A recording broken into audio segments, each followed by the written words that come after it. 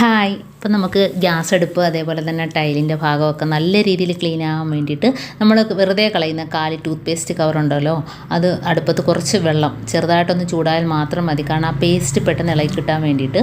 എന്നിട്ട് ആ ഒരു വെള്ളം നമുക്കൊരു ബൗളിനകത്തോട്ട് ഒഴിച്ചു കൊടുക്കാം. ഈ പേസ്റ്റിൻ്റെ കവർ നമുക്ക് അതിനകത്തോട്ടൊന്ന് മുറിച്ചിട്ട് കൊടുക്കാം.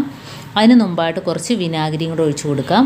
അപ്പോൾ വേറെ പ്രത്യേകിച്ച് ഇതിനകത്ത് ഞാൻ ഒന്നും തന്നെ ചേർക്കുന്നില്ല, വിനാഗിരി മാത്രമാണ്. പിന്നെ പേസ്റ്റിൻ്റെ ഈ കവർ അതിനകത്തോട്ട് മുറിച്ചിട്ട് ഒരു 5 മിനിറ്റ് ആണ്ട അതിൻ്റെ ആ പേസ്റ്റ് മൊത്തം അതിനകത്തോട്ട് ഇറങ്ങി കിട്ടും. നമുക്കിതിനായിട്ട് പ്രത്യേകം പേസ്റ്റ് എടുക്കേണ്ട കാര്യമൊന്നുമില്ല. അപ്പോൾ നമ്മൾ കവർ കളയുകയല്ലേ ചെയ്യുന്നത്. അപ്പോൾ ആ സമയത്ത് ഇതേപോലെ ഒന്ന് ചെയ്ത് നോക്കുക. അപ്പോൾ നമ്മുടെ പേസ്റ്റ് എല്ലാം ഇറങ്ങിയിട്ടുണ്ട്. ഇതിപ്പോൾ റെഡ് കളറായതുകൊണ്ടാണ് പേസ്റ്റിന് വെള്ളത്തിന് റെഡ് കളർ കേട്ടോ.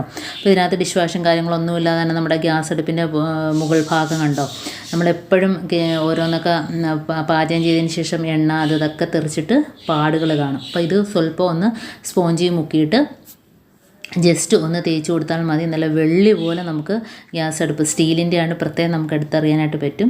വെട്ടിത്തിളങ്ങും. അതുപോലെ തന്നെ ഈ ഒരു സൊല്യൂഷൻ വെച്ചിട്ട് നമുക്ക് പാത്രം തേച്ച് കഴുകാം. അതേപോലെ തന്നെ ഗ്ലാസ് ഉണ്ടല്ലോ, പൊട്ടുന്ന ഗ്ലാസ്, അതേപോലെ കുപ്പി പ്ലേറ്റ്, ഇതെല്ലാം നമുക്ക് തേച്ച് വൃത്തിയാക്കി എടുക്കാം. അതുപോലെ ടൈല് കണ്ടോ, കിച്ചൻ്റെ ഭാഗത്ത് ടൈലൊക്കെ നല്ല കറയുണ്ട്, അതെല്ലാം തേച്ച് കഴുകിയെടുക്കുക. അതുപോലെ ഭിത്തിയിലൊക്കെ കുട്ടികൾ പേന പെൻസിലൊക്കെ വെച്ച് വരച്ചിട്ടുണ്ടെങ്കിൽ ഈ ഒരു സൊല്യൂഷൻ വെച്ചിട്ട് നമുക്ക് ഒന്ന് തേച്ച് കൊടുത്തിട്ട് തുണി വെച്ചൊന്ന് തുടച്ചെടുത്താൽ മാത്രം മതി. നല്ല രീതിയിൽ ക്ലീനായിട്ട് കിട്ടും. അതേപോലെ തന്നെ വാഷ് ബേസിൻ, സിങ്ക്, ഇതൊക്കെ ഒന്ന് ഒഴിച്ചു കൊടുത്തതിന് ശേഷം ജസ്റ്റ് ഒന്ന് തേച്ച് കൊടുത്താൽ മാത്രം മതി. നല്ല കറയുള്ള വാഷ് ബേസിനാണ് കണ്ടോ.